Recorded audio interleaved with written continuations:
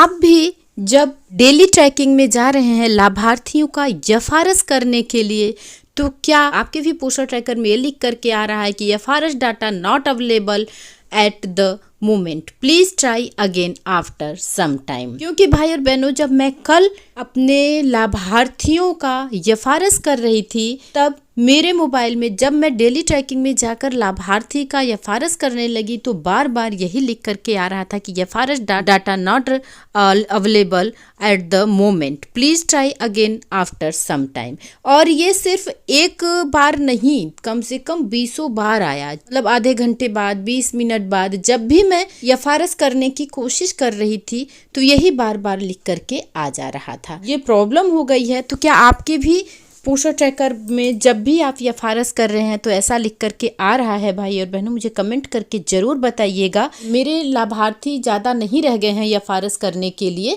THR करने के लिए लाभार्थी का ओपन किया, दिनों की संख्या भरी, और जब फेस कैप्चर करने के लिए क्लिक किया तो इस तरह से लिख करके आने लगा कि FRS data not available at the moment, please try again after some time.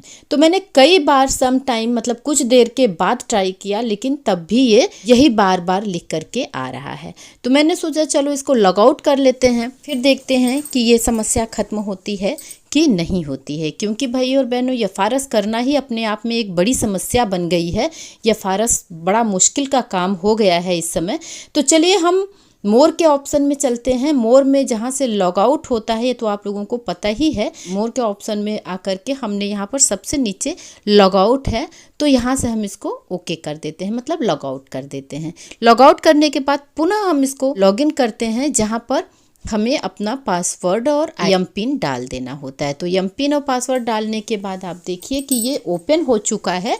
अब ओपन होने के बाद हम क्या करते हैं कि पुनः चलते हैं डेली ट्रैकिंग में, और ये हम जिस लाभार्थी का टीएचआर दे रहे थे उस लाभार्थी में चलेंगे और देखेंगे कि इनका एफआरएस अब हो पा रहा है या नहीं।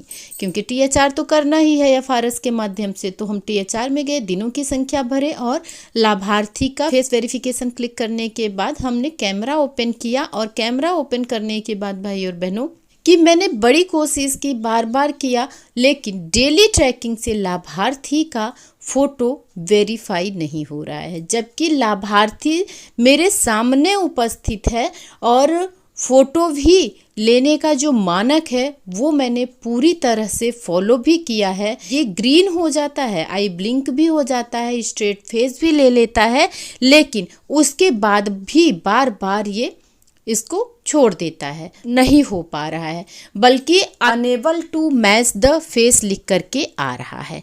ये समस्या बनी हुई थी लगातार। क्या आपके साथ भी ऐसी समस्या है बहनों? तो मुझे कमेंट जरूर करिएगा, क्योंकि इसी का सलूशन मैं आप लोगों को आगे वीडियो में बताने वाली हूँ। तो मैंने यहाँ से बहुत ट्राई किया, ये नहीं हुआ। लाभार्थी का टीएचआर यहाँ से नहीं हो पाया। एक बार और मैं आप लोगों को दिखा देती हूँ। और ऐसा नहीं है कि कुछ नहीं हो रहा है, वो आई ब्लिंक भी लेता है, स्ट्रेट फेस भी लेता है, सर्कल भी ग्रीन हो जाता है। तो लगता है कि अब तो लिया, अब की तो ले ही लेगा, लेकिन ये बार बार unable to match the face लिख करके आ जा रहा था। लाभार्थी का एफआरएस तो करना ही है टीएचआर वितरण करने के लिए। इससे तो हमारा जी नहीं छूटेगा, क्योंकि आप अपने व्हाट्सएप ग्रुप पर देख ही रहे होंगे कि 100% जिनका नहीं हुआ है, बहनों का मानदेय भी कट गया है। फरवरी का भी बहुत बहनों का कटा, मार्च का भी बहुत बहनों का कटा, और अब अप्रैल में जब 100% एफआरएस नहीं होगा तो पुनः मानदेय कट जाएगा बहनों। और बार बार इस तरह से थोड़ा सा मानदेय मिलता है, उसमें बार बार ऐसे मानदेय अगर कटता रहेगा तो वैसे भी हमारे प्रमोशन में भी दिक्कत आएगी, और मानदेय कट जाएगा तो घर चलाने में भी दिक्कत आएगी।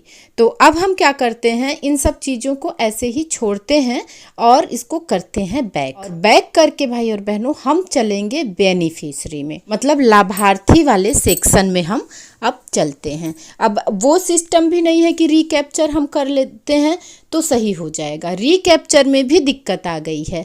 तो हमने लाभार्थी को सेलेक्ट कर लिया है। यहाँ से 7 माह से 3 वर्ष के लाभार्थी मेरे में 2-3 रह गए हैं, और यहाँ से हमने लाभार्थी को सेलेक्ट कर लिया है। और यहाँ पर संजू का आप देख रहे हैं, संजू का ही मैं दे रही थी, इनका सब कुछ सही है।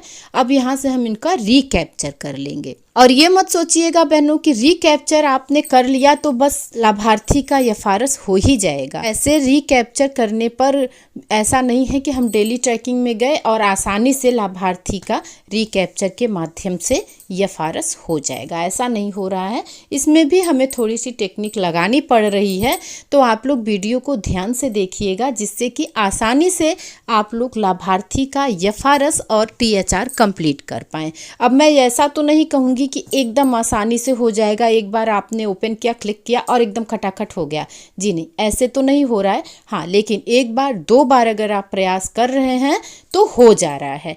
कम से कम 1-2 बार प्रयास करने पर हो रहा है, ये अच्छी बात है। तो हम यहाँ से रिकैप्चर के ऑप्शन को क्लिक कर लेते हैं और रिकैप्चर के माध्यम से अब हम लाभार्थी की फोटो लेंगे। तो यहाँ से हम इसको आगे बढ़ाएंगे भाई और बहनों। ये इमेज आ चुकी है, आधार शो करने लगा है लाभार्थी का। तो यहाँ से हम कैप्चर फेस करेंगे, मतलब कैमरा ओपन करेंगे और लाभार्थी की फोटो लेंगे। अब हमें लाभार्थी का एफआरएस करने के लिए रिकैप्चर और डेली ट्रैकिंग दोनों का यूज करना होगा। और फोटो कैप्चर करते समय ध्यान रखना होगा बहनों कि आप लाभार्थी की फोटो जो मानक में बताया गया है उसी के हिसाब से लें। अगर थोड़ा सा भी मिस्टेक हो रहा है तो ये फोटो नहीं ले रहा है, चाहे आप लाभार्थी स्वयं अपने पास उपस्थित किए हों या वीडियो के माध्यम से कर रहे हों। माध्यम कोई भी हो, अगर लाभार्थी सही नहीं है, स्ट्रेट फेस नहीं है, आई ब्लिंक नहीं है तो फोटो नहीं ले रहा है। देखिए यहाँ से इमेज ली जा चुकी है, ये तो आप कई बार कर चुके हैं।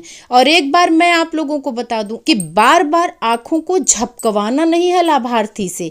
आप लाभार्थी को बोलिए, आराम से वो आंखों को बंद करे और आंखों को खोले, 1 बार 2 बार बस। ऐसा नहीं कि जल्दी जल्दी आप आंखों को झपकवा रहे हैं और लाभार्थी आंखें झपका रहा है, ऐसा नहीं करना। लाभार्थी को बोलिए स्ट्रेट खड़ा हो, आंखों के सामने कैमरा रखिए लाभार्थी के, लाभार्थी आंखों को बंद करे और उसके बाद खोले, फिर बंद करे, फिर 1 सेकेंड के बाद खोले। बस इतने में ही फोटो ले लेता है, रिकैप्चर के माध्यम से हो या डेली ट्रैकिंग के माध्यम से हो, या तो आप लाभार्थी की एंट्री करते हो। तो इस तरह से यहाँ पर देखिए ये आ चुका है कि कुछ देर के बाद आप स्टेटस को चेक कीजिए।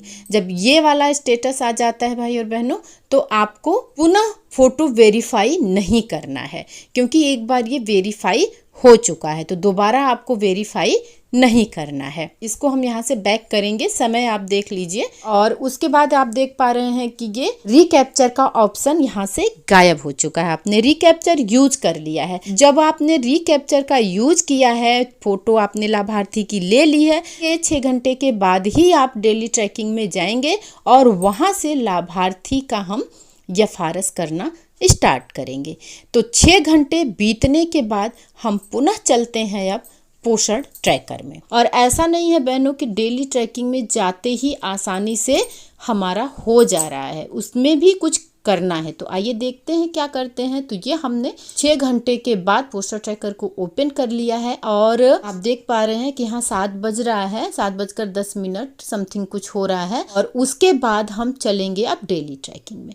तो डेली ट्रैकिंग को हमने यहाँ से ओपन कर लिया है और लाभार्थी को हम सेलेक्ट करेंगे जिसका कि हम अभी 6 घंटे 7 घंटे पहले एफआरएस कर चुके हैं रिकैप्चर के माध्यम से। ये हमने लाभार्थी को यहाँ से देखिए, इसका हमने टीएचआर क्लिक कर लिया। अब दिनों की संख्या हम यहाँ से भर देंगे। लाभार्थी की फोटो, अभी क्या होता था बहनों की फोटो हमें नहीं लेनी होती थी। जब हम यहाँ पर आते थे एफआरएस करने के बाद डेली ट्रैकिंग में टीएचआर करने के लिए तो फोटो नहीं लेनी पड़ती थी, लेकिन अब हमें फोटो लेनी पड़ेगी। और ये बहुत सही है कि जब आप एक बार रिकैप्चर से फोटो वेरीफाई कर चुके होते हैं तब आप डेली ट्रैकिंग में आएंगे, तब भी आपको फोटो लेनी पड़ेगी। लेकिन फोटो हम डेली ट्रैकिंग से नॉर्मल लेते थे और फोटो वेरीफाई नहीं होता था।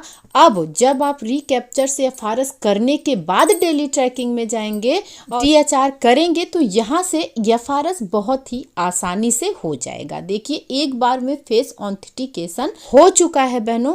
तो इस तरह से आप लोग भी जिनका की एफआरएस और टीएचआर कंप्लीट नहीं हुआ है वो रिकैप्चर और डेली ट्रैकिंग दोनों का यूज करके अपने लाभार्थियों का 100% THR कंप्लीट कर लीजिए एफआरएस के माध्यम से।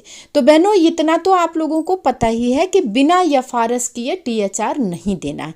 बाय चांस अगर किसी लाभार्थी का रुक जा रहा है, नहीं हो पा रहा है THR एफआरएस के माध्यम से, तो घबराइए नहीं, क्योंकि मना किया जा रहा है, हमें नहीं देना है THR लाभार्थियों को। हाँ, दिक्कत हमें ज़रूर होती है, क्योंकि हम अपने गांव में रहते हैं, किसी महीने लाभार्थी को हम THR दे रहे हैं, किसी महीने हम लाभार्थी को THR नहीं दे रहे हैं, क्योंकि एफआरएस नहीं हो रहा है। तो दिक्कत हमें भी होती है और बहुत ख़राब भी लगता है कि हमारा लाभार्थी ऐसे ही चला जा रहा है, हम उसको THR नहीं दे पा रहे हैं। लेकिन आप पेशेंस के साथ खुद भी समझिए और अपने लाभार्थियों को समझाइए कि अगर इस तरह से उन्हें आपने THR दे दिया तो आपकी नौकरी पर तलवार लटकेगी और आपको दिक्कत होगी, आपका मानदेय काटा जाएगा। तो इस तरह से उन्हें समझाइए। और उस महीने लास्ट तक लग रहा है कि नहीं, आप तो अब THR नहीं कर पाएंगे एफआरएस के माध्यम से, तो आप उस लाभार्थी को उस महीने माइग्रेट कर दीजिए। क्या कर सकते हैं भाई, अपनी नौकरी तो बचानी ही है, अपनी मजबूरी है, नहीं चाहते हैं कि लाभार्थियों को THR ना दें, लेकिन जब ऐसा करना ही पड़े तो आप क्या कर सकते हैं। तो अब इस कंडीशन में आप जिन लाभार्थियों का एफआरएस और THR नहीं दे पाए हैं उनको माइग्रेट कर दीजिए। ये तो कम से कम ये तो होगा ना कि आपका जो डाटा आपका विभाग द्वारा देखा जाएगा, उसमें जितने लाभार्थी आपके पोषण ट्रैकर में रहेंगे उन सारे लाभार्थियों को आप THR दे चुके होंगे। और जब अगला महीना आए तब आप लाभार्थियों को माइग्रेट इन कर लीजिए जिनको कि आपने माइग्रेट आउट किया है, और अगली बार फिर THR और एफआरएस कीजिए। भाई और बहनों, क्या कर सकते हैं, अपनी भी मजबूरी है। लाभार्थी को THR अगर हम बिना एफआरएस के दे देते हैं तो हमारे मानदेय से कटौती होगी, हमारी रिकवरी की जाएगी और हमारे ऊपर आरोप लगेगा कि चोरी की है आपने। तो इन सब चीज़ों से बचने के लिए भाई और बहनों इस तरह के उपाय आप लोग अपनाइए। उम्मीद करती हूँ कि वीडियो की जानकारी आप लोगों को अच्छी लगी होगी भाई और बहनों। और किन किन बहनों का 100% एफआरएस कंप्लीट हो चुका है मुझे कमेंट द्वारा जरूर बताइएगा। और वीडियो अच्छी लगी हो तो अपना प्यारा सा लाइक देना मत भूलिएगा भाई और बहनों। फिर मिलते हैं अगले वीडियो में। नमस्कार।